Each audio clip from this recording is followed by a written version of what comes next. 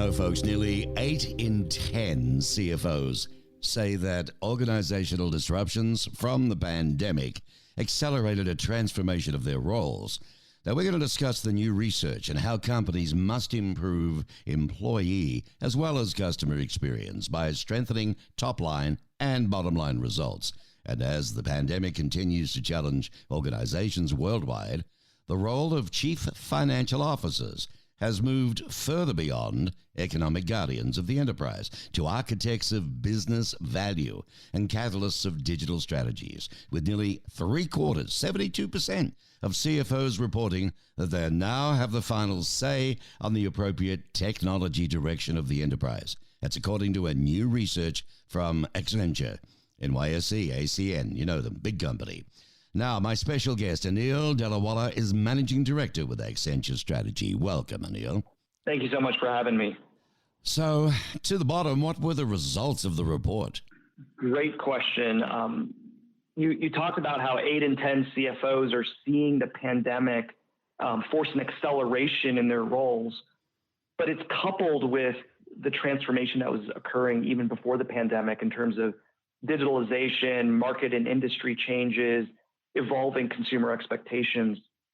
So all of that has come to a head in this moment. This moment is that there's the CFO moment, which is forcing them to push the boundaries of their remit and make a durable difference across 3 roles: economic guardian, where they're the finance function leader responsible for the financial viability of the enterprise, but also in terms of being an architect of business value, working across the C-suite to solve larger problems, and a catalyst of digital strategy, working hand in hand with the CEO to think about where's the business model going in the future, where the revenue source is going to come from, and how are they going to build the resilience to deal with data security issues and environmental, social, governance type of concerns.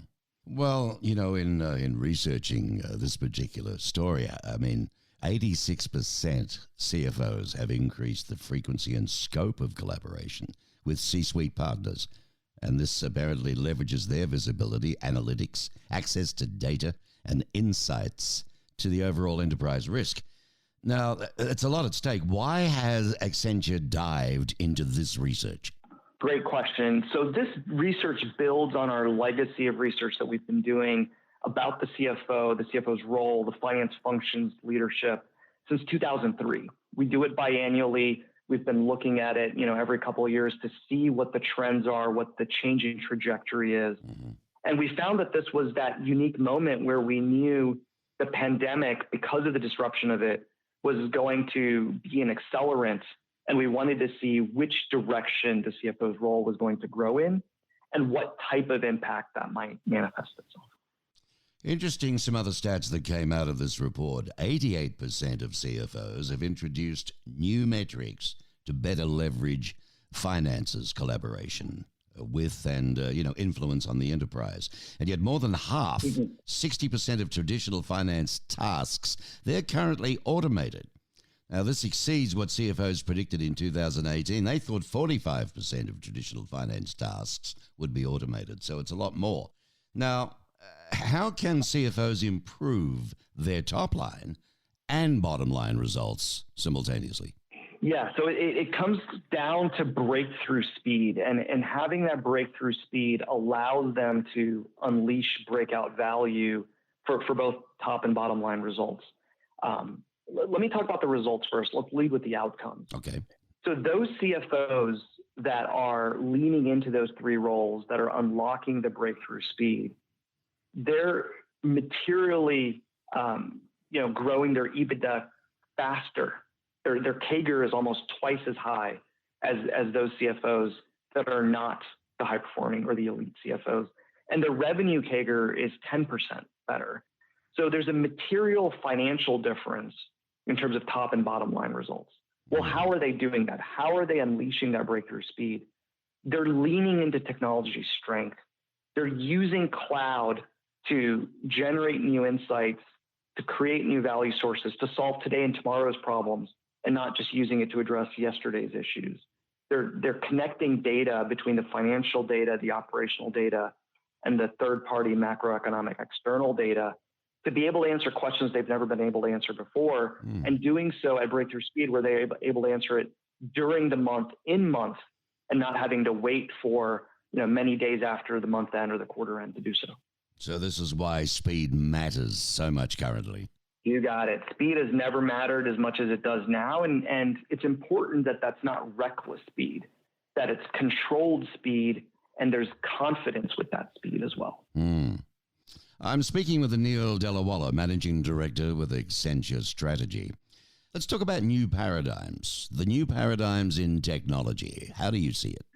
Yeah, so it becomes about leveraging that data and taking advantage of the new paradigms that exist around cloud and cloud technology, cloud being able to ingest more data from more data sources, but giving the opportunity to use the AI-driven algorithms to find new predictive insights.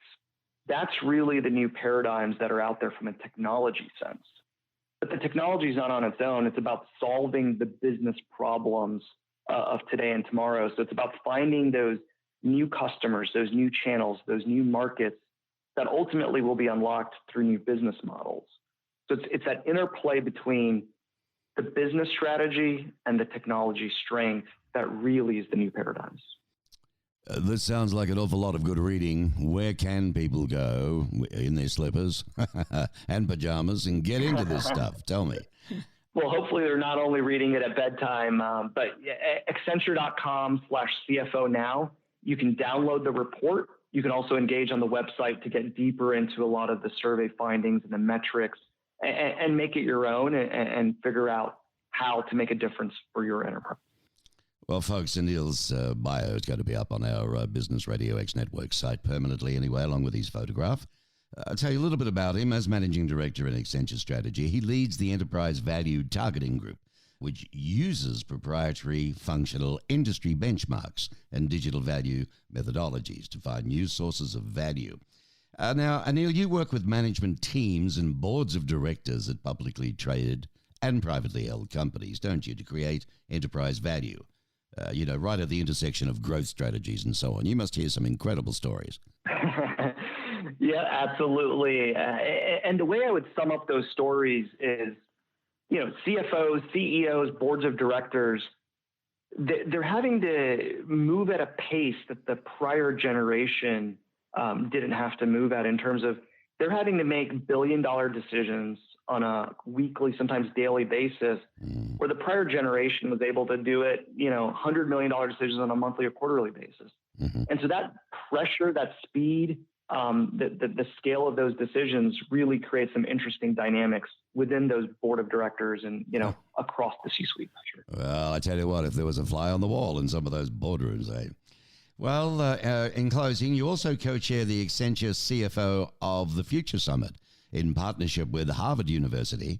That'd be fun. And you have a Bachelor of Arts degree in Public and International Affairs from Princeton. So you're no idiot, are you, mate? Thank you. Appreciate it. You're fun, and good luck with what you're doing. And it looks like, it's a struggle coming back from the pandemic, man. We've got to get America moving again.